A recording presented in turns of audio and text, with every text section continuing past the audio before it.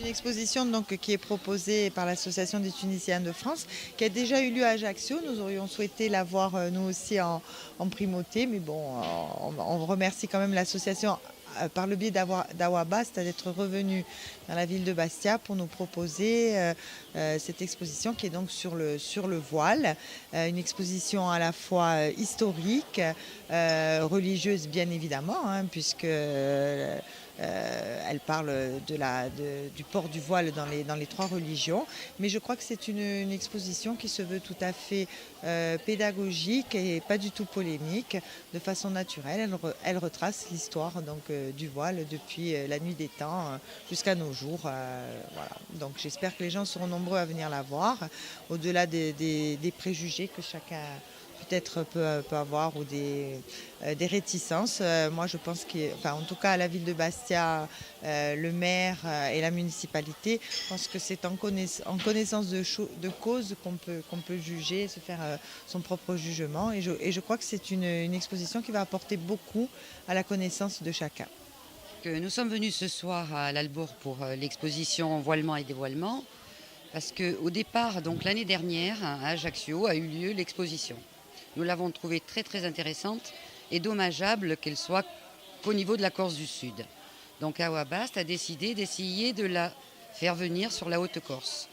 Donc nous avons voulu qu'elle puisse se promener sur la Haute-Corse. Nous sommes rapprochés de la mairie de Bastia, de l'association à Calvi Ouzbek Galvez, afin de savoir si on pouvait comme ça la faire voyager, Bastia et les alentours. Nous, donc la mairie s'en est appropriée de Bastia et l'a fait sur Bastia pour le mois de janvier.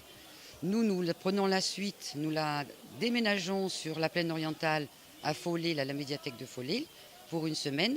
Et de là, elle partira sur Calvi, puisque c'est Belgo-Gavez qui termine le voyage de cette exposition sur la Haute-Corse. Qu'est-ce que cela représente pour votre association, cet événement ? Déjà, c'est très enrichissant de la présenter et ça permet d'avoir une vision historique, puisque ça démarre depuis l'Antiquité, l'histoire du voile depuis l'Antiquité. Ça permet d'avoir une vision globale de l'histoire du voile, sans polémique aucune.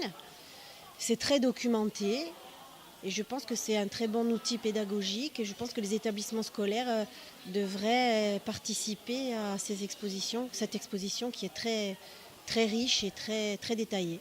Pensez-vous que cette exposition permettrait de faire comprendre l'autre, de pouvoir accepter les différences ? Nous, évidemment, dans le cadre de notre mission à Awa Bast, puisque comme la majorité des gens le savent, nous luttons contre toute forme de racisme, de discrimination.